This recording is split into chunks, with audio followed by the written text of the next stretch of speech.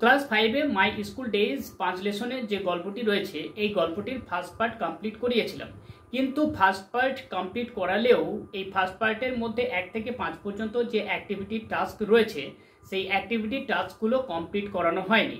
আজ 1 থেকে 5 পর্যন্ত এই অ্যাক্টিভিটি টাস্কগুলোই কমপ্লিট করাবো। আমি কিভাবে অ্যাক্টিভিটি টাস্কগুলো লিখছি বা তোমাদের সামনে উপস্থাপন করছি তোমরা ভালোভাবে দেখো, তাহলে পরবর্তীকালে তোমরা যখন ওই অ্যাক্টিভিটি টাস্কগুলো করবে যদি পরীক্ষাতে আসে তাহলে তোমাদের কোনো প্রবলেম হবে না। তাহলে চলো এবার অ্যাক্টিভিটি টাস্কগুলো সলভ করে দিই। Activity 1, let's answer the following questions. চলো প্রশ্নগুলির উত্তর দিই। ফার্স্ট যে প্রশ্নটা রয়েছে, to which school was the author admitted? লেখককে কোন বিদ্যালয়ে ভর্তি করা হয়েছিল? যখন টেক্সটটা পড়েছিলাম, টেক্সটটা পড়ার সময় বলেছিলাম বালিগঞ্জ গভর্নমেন্ট হাই স্কুল, তো বালিগঞ্জ গভর্নমেন্ট হাই স্কুল উত্তরটা লিখতে হবে।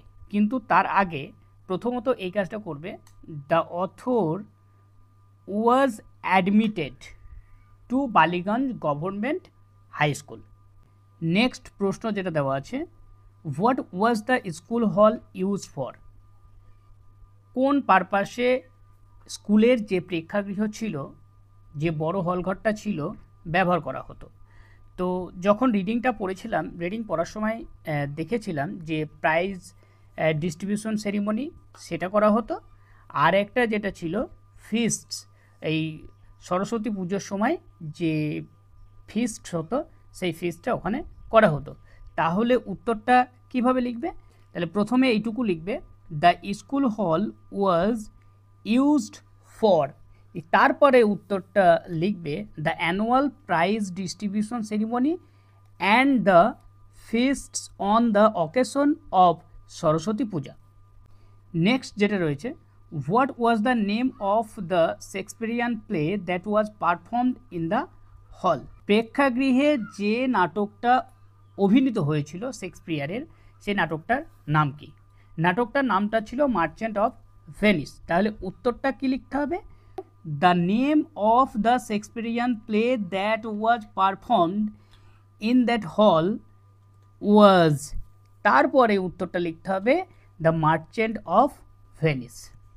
পরবর্তী যে প্রশ্ন, name the 2 foreign actors mentioned by the author. লেখক যে দুজন বিদেশি অভিনেতার নাম উল্লেখ করেছেন সেই দুজনের নাম লিখতে হবে।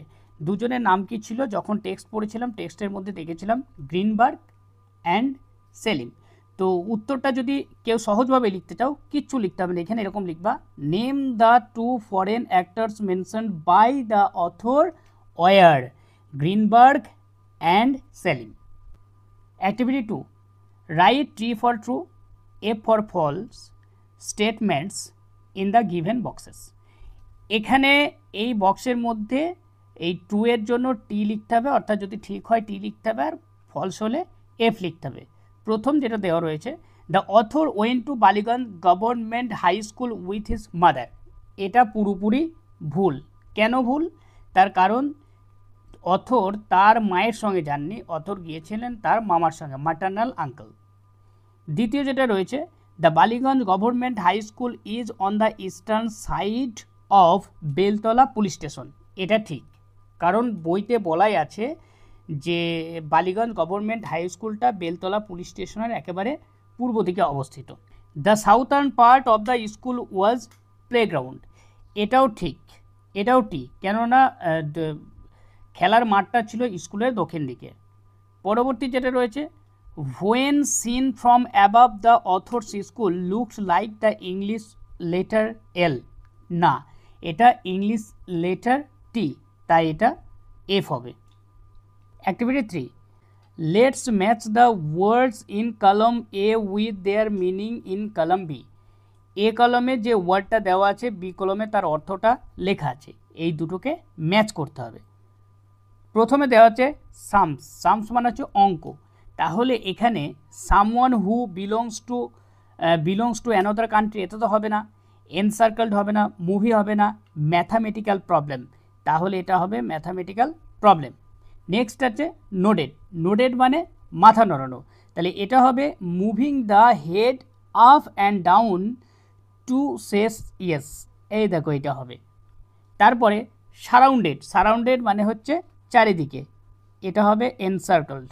নেক্সট যেটা রয়েছে ফরেনার মানে হচ্ছে বিদেশি বলতে এইটাকে বোঝায় যিনি বাইরে থাকেন, এই someone who belongs to another country, একজন ব্যক্তি যিনি বিদেশে বসবাস করেন। তারপর আছে সিনেমা হলো movie. Activity 4, let's fill in the following chart with suitable verb forms. এখানে সঠিক ভার্ব লিখতে হবে।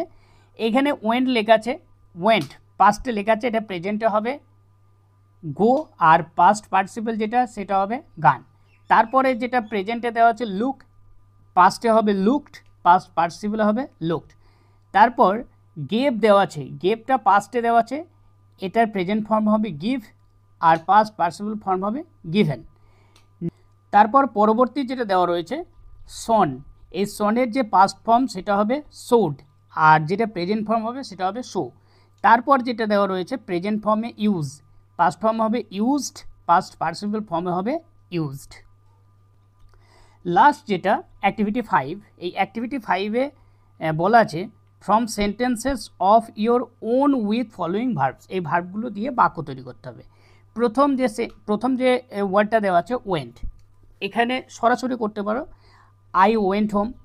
তারপরে দেওয়া হচ্ছে looked, I looked at him. তারপরে দেওয়া হচ্ছে give, I give him a pen. তারপর দেওয়া হচ্ছে show, he shows our tricks, এটা বলতে পারো। তারপর দেওয়া হচ্ছে use, he uses his bag. তো এখান থেকে অ্যাক্টিভিটি 1 থেকে 5 অবধি কমপ্লিট করে দিলাম। এইগুলো খুব ভালোভাবে দেখে নেবে। তো ভিডিওটা যদি ভালো লাগে অবশ্যই লাইক শেয়ার কমেন্ট করবে, আর সাবস্ক্রাইব করতে ভুলবে না যারা নতুন এসেছো। Thank you for watching my video.